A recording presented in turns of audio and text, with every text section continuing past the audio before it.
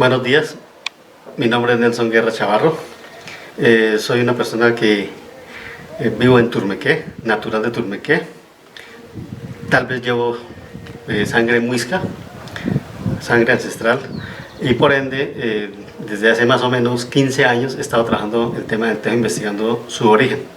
Lo he logrado conseguir desde la tradición oral y desde algunos registros históricos. Desde la tradición oral, hablando con la gente de Canas. La gente de Canas son la gente que tiene el pelo blanco, tiene mayor conocimiento. Los mayores que llaman. Lo que llaman los mayores. Esa tradición oral que es neta de los muiscas, a través del círculo de la palabra, con la colonización se pierde. Y se pierden muchas cosas y muchas costumbres, pero algo queda, ¿sí?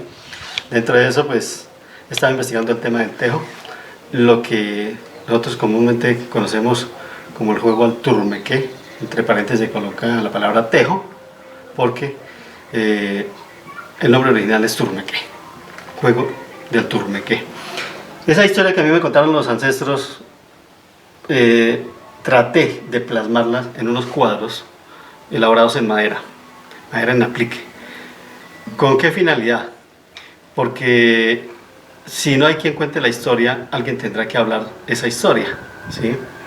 Entonces, en la tradición oral, si el que tiene el conocimiento muere, pues se lleva ese conocimiento a la tumba. Pueda que los registros que queden escritos no los lleguen a apreciar, se desaparece.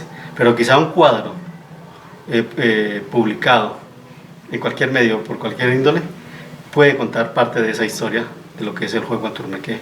Porque el juego a turmequé no es un juego cualquiera, es un juego ciencia, es un juego que viene desde la cosmovisión, desde lo ancestral, y la relación viene desde la parte teológica y pasa por varios momentos, en lo cual podemos hablar de que el juego a turmequé tiene un origen y una evolución hasta la actualidad. Los invito a que sigan y observen esos cuadros. Y en cada cuadro va a encontrar una etapa del juego al turmequé.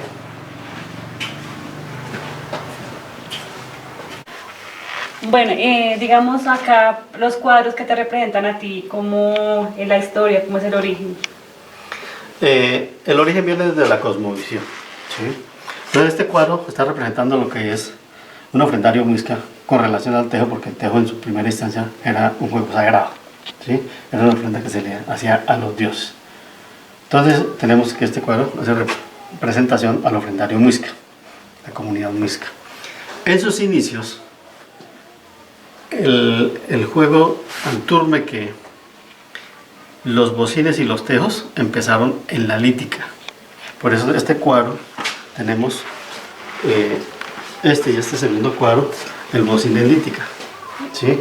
¿Por qué? Porque es que ellos, los muiscas, construyeron los bocines, cogían una piedra y hacían un hueco en el centro y con piedras más pequeñas hacían los lanzamientos. El juego como tal se llegó a utilizar en la disputa de precio o el recateo. Le coloco un ejemplo. Usted dice que X producto vale 10 pesos, pero ninguno de los dos se pone de acuerdo y el otro le dice vale 5. Uno o sea, no era baja, como el trueque, era como sí, cuando hacían el trueque. en el comercio. Entonces uno no baja y el otro tampoco sube. No llegan a un punto de equilibrio.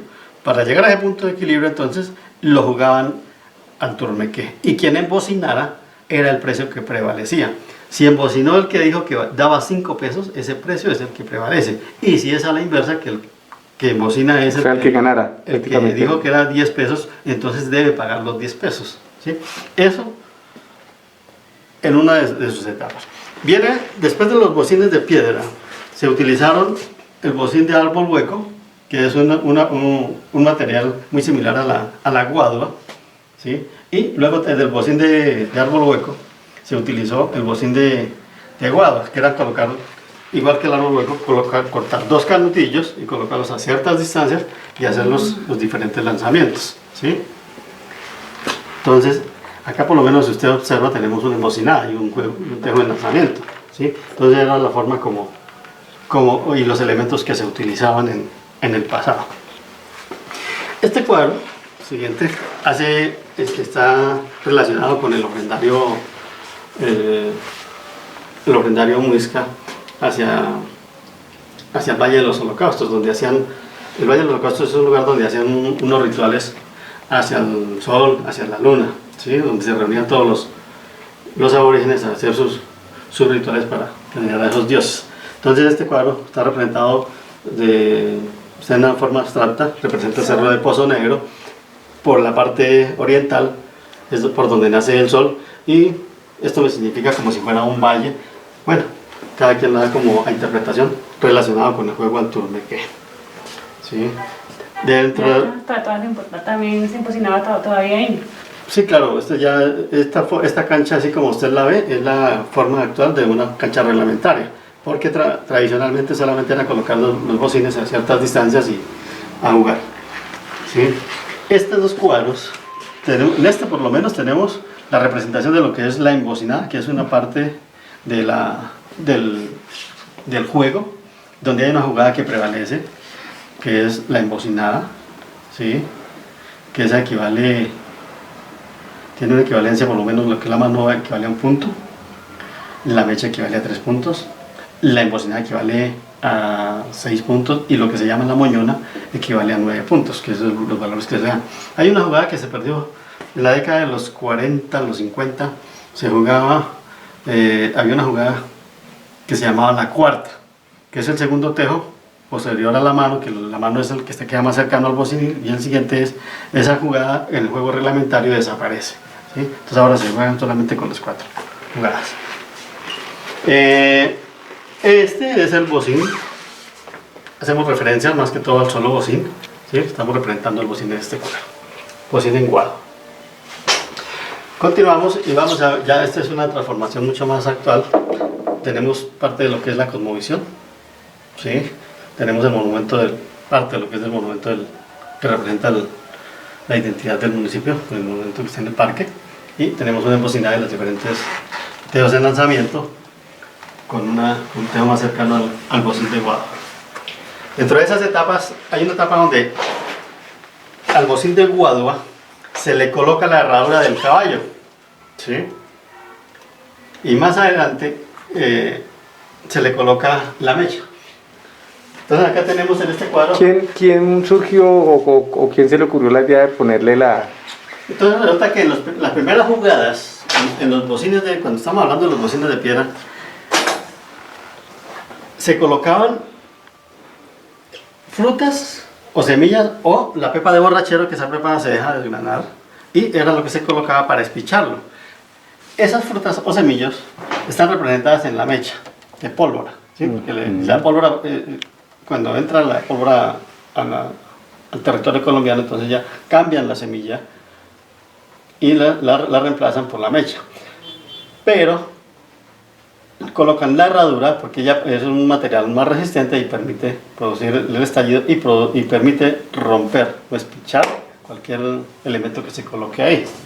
Entonces, esta es una etapa del juego al turmete. Luego tenemos el bocín reglamentado. Acá lo representamos con este bocín de hierro. La cancha actualmente es la forma reglamentada, ¿sí? Y una jugada, y tenemos parte desde la cosmovisión. Todo está en abstracto, ¿sí? Porque viene desde la cosmovisión. Entonces, cuando hablamos de que el tejo viene desde la cosmovisión, es la relación que nuestros ancestros tenían de que cuando bajaban los ovnis, ¿sí? Objetos no conocidos para Objetos ellos. voladores no identificados, sí. Entonces, ellos, por eso el tejo tiene la forma de un ovni, ¿sí? Ellos lo relacionaban con los dioses, ¿sí? Entonces, ¿qué sucede? Cuando hablamos de tejo, en la actualidad, nosotros estamos representando una ceremonia que para ellos era sagrada y ellos la representaban hacia los dioses. La cancha de atrás, sí, porque se juega con 2 canchas, una allá y otra atrás, a 19,50 en lo reglamentado. En lo que es manifestación cultural se jugaba a mucho más distancia, ¿sí? Porque se evaluaban muchas cosas. La fuerza, la distancia, la velocidad. Entonces, la cancha de atrás representa lo que es el bohío del jeque sacerdote y la cancha del frente representa la laguna sagrada. Cuando estamos hablando en el tema teológico, nuestros ancestros cuando sentían un cargo de conciencia o un cargo de pecado, digamos así, llevaba un ofrendario al jeque o sacerdote. El jeque o sacerdote sale de su bohío, y aquí en Turmequé, a la parte norte, donde hay una construcción que ahí funcionaba, hacia ese sector funcionaba el matadero municipal, hacia ese sector era donde quedaba el bohío del jeque o sacerdote. Y existía, donde es el cementerio antiguo, detrás de la capilla y ese sector, un ojo de agua o una lagunilla, ¿sí? Ahí era donde lanzaban las ofrendas para los dioses. Entonces, ¿qué hacían los aborígenes? Traían un ofrendario y se lo daba al jeque o sacerdote, y el jeque o sacerdote salía de su bohío a hacer el ritual. Si era para la luna, lo hacía en la noche. Si era para el sol, lo hacía al mediodía, resplandecer el sol, y él salía de su bohío y llevaba la ofrenda y la lanzaba a la laguna sagrada, ¿sí? Él se regresaba de la laguna sagrada a su bohío, y el aborigen al tercer día venía a tomar consejo del jeque o sacerdote. Estas ofrendas, entonces, el jeque sale del bohío, iba a la laguna y hace el lanzamiento de la ofrenda a los dioses. Se regresa de allá y se regresa a su bohío, ¿sí? Y el aborigen viene a tomar consejo al tercer día. Ahí está representado el ritual religioso en el juego. La cancha de atrás está representando el bohío del jeque sacerdote. La cancha del frente, a la cual usted va a hacer el lanzamiento, representa la laguna sagrada. El tejo, parecido al ovni, está representando la ofrenda al dios, que podría ser en oro, en tunos de oro, en esmeraldas, en cosas o elementos preciosos. ¿Y por qué se lanzaban a las lagunas o a las manas de agua? Porque allí no se podían profanar, y la ofrenda, digamos, los dioses la aceptaban de la mejor manera, ¿sí? Nadie podía profanar esto. Entonces, todo lo que usted lanzase allí era para los dioses, no había nada de que alguien fuera a profanar, a robar, a quitar, ¿sí? En eso consiste, y en eso está contemplado la parte teológica, que cuando ya entra la colonización, ellos no podían volver a practicar sus creencias porque estaban en la imposición de una cultura sobre la otra. Y si somos más claros, estaban rompiendo toda la tradición de una cultura, que fue con espada, que fue con la fuerza, que fue a base de sangre, ¿sí? Y entonces nuestros aborígenes, para que este ritual no se perdiera, lo practicaban a escondidas, porque si los españoles lo hacían, ellos veían que los aborígenes practicaban su ritual o su ceremonia como tal, eran lapidados y eran castigados porque tenía que prevalecer el sistema católico. Entonces ellos lo practicaban a escondidas de los españoles, y se fue convirtiendo en un juego y quedó en el imaginario colectivo como un juego, que como juego tiene varias etapas, que es las que les acabo de contar, y va evolucionando. Entonces viene de una parte teológica, pasa a una parte lúdica como juego, y de juego pasa a ser declarado en el 2003 con la ley de Edgar Perea, la ley 613, que declara el tejo como deporte nacional, ¿sí? Y en el año 2019, el 8 de enero, con la ley 1947, logramos que el tejo fuera declarado patrimonio inmaterial de la nación, con dos connotaciones. La primera, que es un deporte, que Turmequé, que es la cuna del tejo, tiene una obligación y una responsabilidad frente al mundo, que es enseñarle a jugar, exportar el tejo, ¿sí?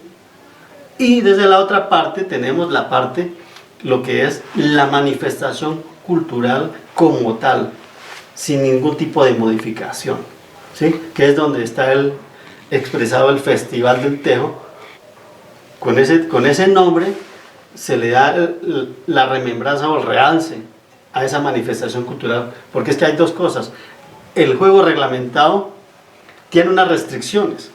La manifestación cultural no tiene restricciones, porque es donde usted juega, donde usted comparte, donde usted grita, ¿sí? Donde usted abraza al compañero, expresa todo eso que siente, porque el juego, además de ser juego y además de ser manifestación, es como una terapia, ¿sí? Que usted ríe, que si uno va a mirar más a fondo, tiene una relación, digamos, científica, ¿sí?